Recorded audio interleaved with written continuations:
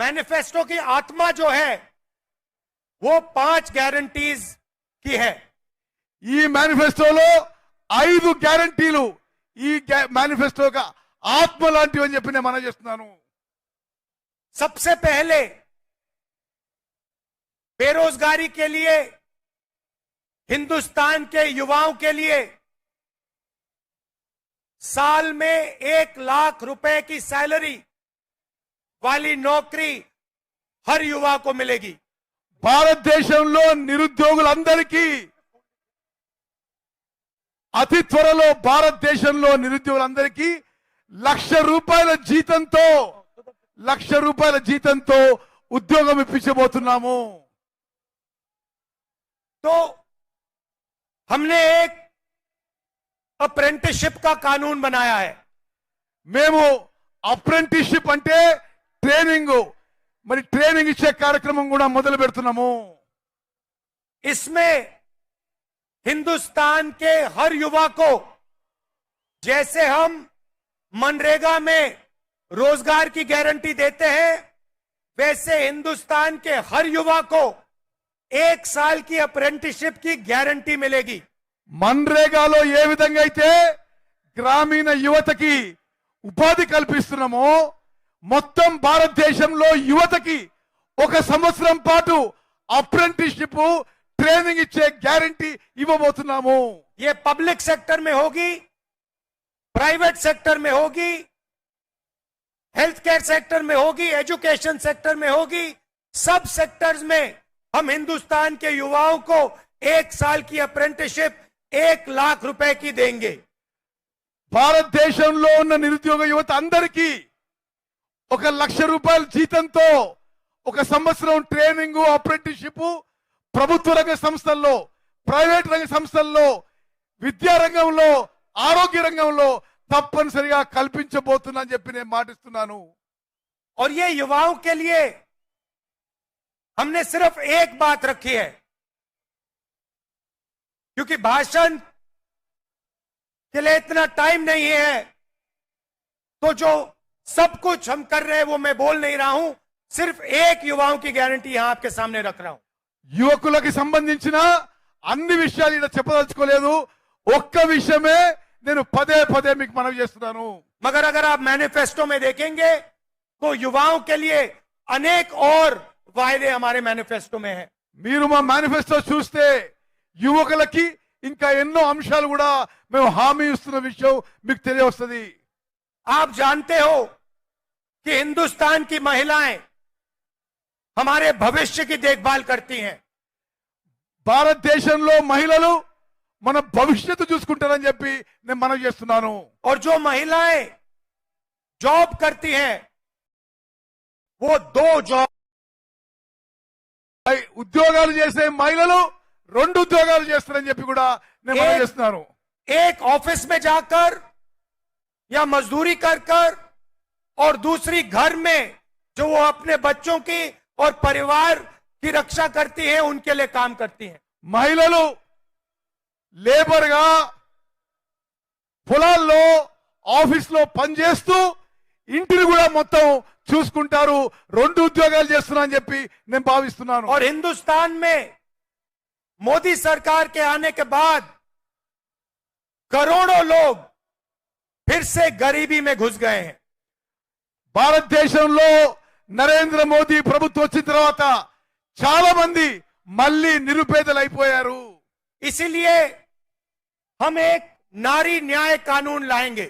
అందుకోసమే నారీ న్యాయ అంటే మహిళలకు న్యాయం మేము తీసుకురాబోతున్నాము। नारी न्याय हिंदुस्तान के हर गरीब परिवार की एक महिला के बैंक अकाउंट में साल में 1 लाख रुपए डालेगी। ఈ నారీ న్యాయలో మహిళలకి అన్య న్యాయంలో ప్రతి కుటుంబంలో ఒక మహిళకి సంవత్సరానికి 1 లక్ష రూపాయలు ఇవ్వబోతుందని చెప్పి నేను మనవి చేస్తున్నాను। ये क्रांतिकारी कदम है। ఇది విప్లవాత్మక మార్పు తీసుకోవాలని సమాజంలో చెప్పి నేను మనవి చేస్తున్నాను। इससे पूरे देश का चेहरा बदल जाएगा। దేశం యొక్క ముఖ చిత్రం దీని ద్వారా మారబోతుందని చెప్పి నేను మనవి చేస్తున్నాను। आप सोचिए हिंदुस्तान के सबसे गरीब परिवारों को कम से कम 1 लाख रुपया सीधा बैंक अकाउंट में कांग्रेस पार्टी की सरकार देने जा रही है। ఆలోచన చేయండి. నిరుపేద కుటుంబాలకి రాబోయే కాంగ్రెస్ ప్రభుత్వం ప్రతి కుటుంబానికి ప్రతి సంవత్సరం 1,00,000 రూపాయలు ఇవ్వబోతుందని చెప్పి నేను మనవి చేస్తున్నాను. इसका मतलब हिंदुस्तान में कोई भी ऐसा परिवार नहीं होगा जिसकी आमदनी 1 लाख रुपए प्रति साल नहीं होगी. అంటే మొత్తం భారతదేశంలో ఒక్క కుటుంబానికి కూడా ఆదాయం సంవత్సరం ఆదాయం 1,00,000 రూపాయల కంటే తక్కువ ఉండబోదు అని చెప్పి నేను మనవి చేస్తున్నాను. तीसरा वायदा किसान न्याय. మూడో హామీ రైతులకి న్యాయం. आप जानते हो कि आज हिंदुस्तान में रोज हजारों किसान आत्महत्या करते हैं. మీకు తెలుసు భారతదేశంలో ప్రతిరోజు వేల మంది రైతులు ఆత్మహత్య చేసుకుంటున్నారు. इस देश में रोज 30 किसान आत्महत्या करते हैं. ఈ దేశంలో ప్రతిరోజు 30 మంది రైతులు ఆత్మహత్య చేసుకుంటున్నారు. नरेंद्र मोदी ने हिंदुस्तान के सबसे अमीर लोगों का 16 लाख करोड़ रुपया कर्जा माफ किया है. నరేంద్ర మోదీ ప్రభుత్వం భారతదేశంలో అతిపెద్ద ధనవంతులకి 16 లక్షల కోట్ల రూపాయలు మాఫ్ చేసిండు, రుణమాఫీ చేసిండు. मगर किसानों का 1 रुपया कर्जा माफ नहीं किया. కానీ రైతులకి 1 రూపాయి కూడా రుణమాఫీ చేయలేదు. इसलिए किसान न्याय के माध्यम से हम किसानों का कर्जा माफ करेंगे और लीगल एमएसपी की गारंटी देंगे. అందుకోసమే రాబోయే కాంగ్రెస్ ప్రభుత్వం కనీస మద్దతు ధర ఎంఎస్పీకి చట్టబద్ధత కల్పిస్తుందని చెప్పి నేను మనం చేస్తున్నాను. हिंदुस्तान के किसानों को उनके प्रोडक्ट्स के लिए, उनके प्रोड्यूस के लिए मिनिमम सपोर्ट प्राइस, कानूनी मिनिमम सपोर्ट प्राइस मिलेगी. భారతదేశంలో ప్రతి రైతుకి వాళ్ళు పండించే ప్రతి వ్యవసాయ ఉత్పత్తికి మద్దతు ధర, కనీస మద్దతు ధరకి చట్టబద్ధత కల్పించబోతున్నాము. और स्वामी नाथन फॉर्मूला के मुताबिक मिलेगी. కనీస మద్దతు ధర ఎంఎస్పీ కూడా ఎంఎస్ స్వామినాథన్ ఫార్ములా ప్రకారం ఇవ్వబోతున్నాము. चौथा वायदा श्रमिक न्याय.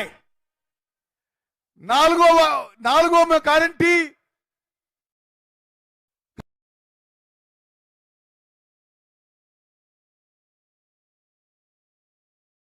हम मिनिमम वेज लाएंगे.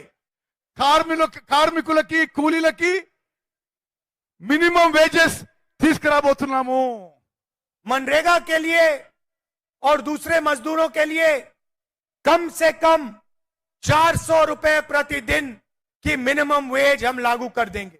మన్రేగాలో గాని ఇతర పనుల్లో గాని కనీస వేతనాలు మినిమం వేజెస్ రోజుకి 400 రూపాయలు ప్రకటించబోతున్నాము. और पांचवा वायदा शायद सबसे जरूरी और ऐतिहासिक वायदा, ఐదో ఇచ్చిన మాట చాలా పెద్ద విషయం. ఇది అందరూ మీరు జాగ్రత్తగా వినాలని కోరుకుంటున్నా. हिंदुस्तान में 50% आबादी पिछड़े वर्ग की है. భారతదేశంలో 50% జనాభా వెనుకబడి తరగతున్న వాళ్ళు, 15% आबादी दलितों की है. 15% జనాభా దళితులు ఉన్నది. 8% आबादी आदिवासियों की है. 8% గిరిజనులు ఆదివాసులు ఉన్నారు. 15% आबादी माइनॉरिटीज की है. 15% మైనారిటీల జనాభా ఉన్నది.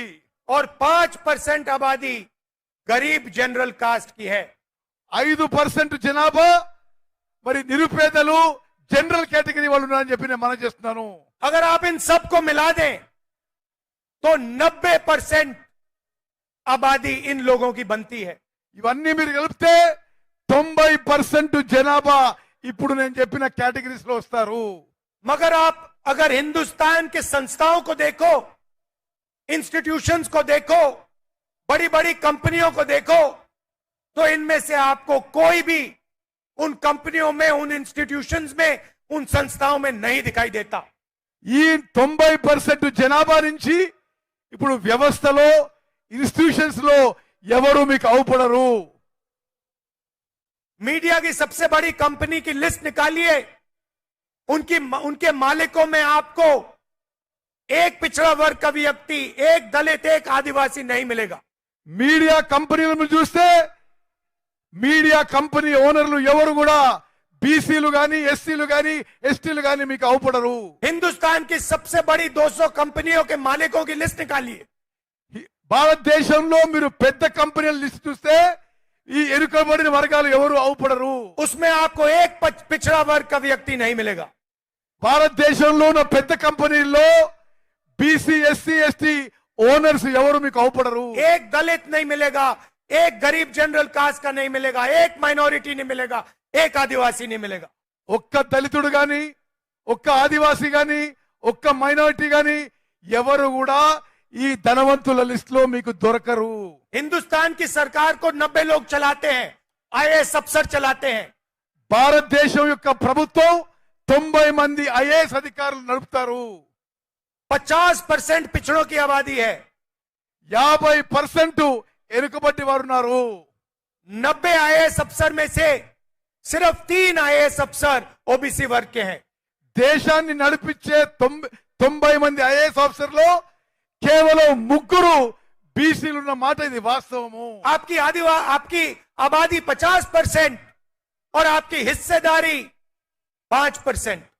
మీ జనాభా 50%, మీ భాగస్వామ్యం కేవలం 3% అని చెప్పి నేను మనం చేస్తున్నాను.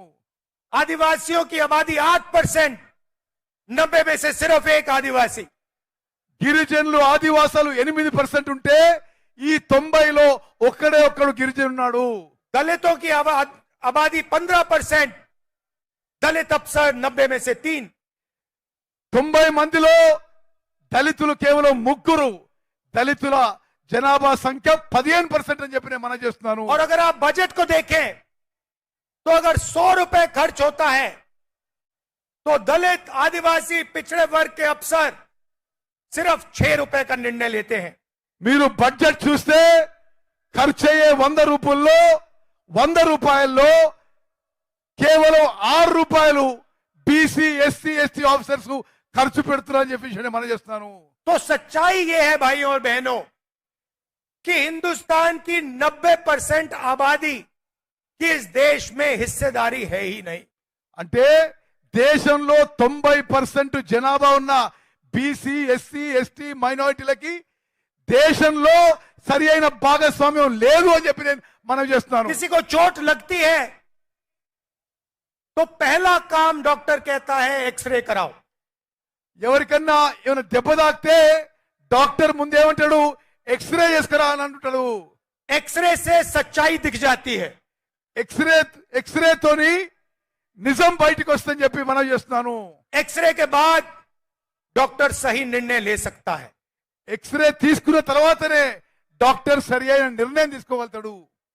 इसीलिए हमने वायदा किया है कि जैसे ही हमारी सरकार आएगी, जो हमने तेलंगाना में किया, जाति जनगणना को हम पूरे देश में इंप्लीमेंट कर देंगे। అందుకు ఏ చేసినామో మేము ఎస్సీ, ఎస్టీ, బీసీ అన్ని కులాల జనగణన చేయబోతున్నాము, క్యాస్ట్ సెన్సస్ చేయబోతున్నాం చెప్పి నేను మనం చేస్తున్నాను. देश का एक्सरे कर देंगे, दूध का दूध, पानी का पानी हो जाएगा। భారతదేశం ఒక ఎక్స్రే తీసి ఏది నిజమో అది బయటపడాలని మేము కోరుకుంటున్నాము. पिछड़े वर्ग को, दलितों को, आदिवासियों को, गरीब जनरल कास्ट के लोगों को, माइनॉरिटीज को पता लग जाएगा कि इस देश में उनकी भागीदारी कितनी है। బీసీలకి, ఎస్సీలకి, ఎస్టీలకి, మైనారిటీలకి దేశంలో వాళ్ళ భాగస్వామ్యం ఎంత ఉందని చెప్పి దాంతో స్పష్టంగా అవుపడుతుంది చెప్పి నేను మనవి इसके बाद हम फाइनेंशियल और इंस्टीट्यूशनल सर्वे करेंगे। అదే విధంగా ఆర్థిక పరమైన వ్యవస్థాపకమైన సర్వే కూడా చేయించబోతున్నాము। ये पता लगाएंगे हिंदू किसके हाथों में है, कौन से वर्ग के हाथ में है। ఈ విధంగా భారతదేశం యొక్క ధనము ఏ వర్గం దగ్గర ఉంది, ఎక్కడుందో మేము తెలుసుకుంటాము। और इस ऐतिहासिक कदम के बाद हम क्रांतिकारी काम शुरू करेंगे। ఈ చారిత్రాత్మక అడుగు వేసిన తర్వాత కొన్ని విప్లవాత్మక మార్పులు తీసుకురాబోతున్నాము। जो आपका हक बनता है वो हम आपके लिए आपको देने का काम करेंगे। మీ హక్కు అయితే ఏదుందో మీ హక్కు ప్రకారం మీకు ఇవ్వబోతున్నానని చెప్పి నేను మనవి చేస్తున్నాను। चाहे वो मीडिया हो, ब्यूरोक्रेसी हो, हिंदुस्तान की सब संस्थाएं हो, वहां हम आपकी जगह बनाकर आपको हिस्सेदारी देंगे। భారతదేశంలో ఉన్న అన్ని సంస్థలు, బ్యూరోక్రసీ కానీ, మీడియా కంపెనీలు కానీ, ఇతర సంస్థల్లో కూడా ఎవరి భాగస్వామ్యం ఎవరికి వచ్చే విధంగా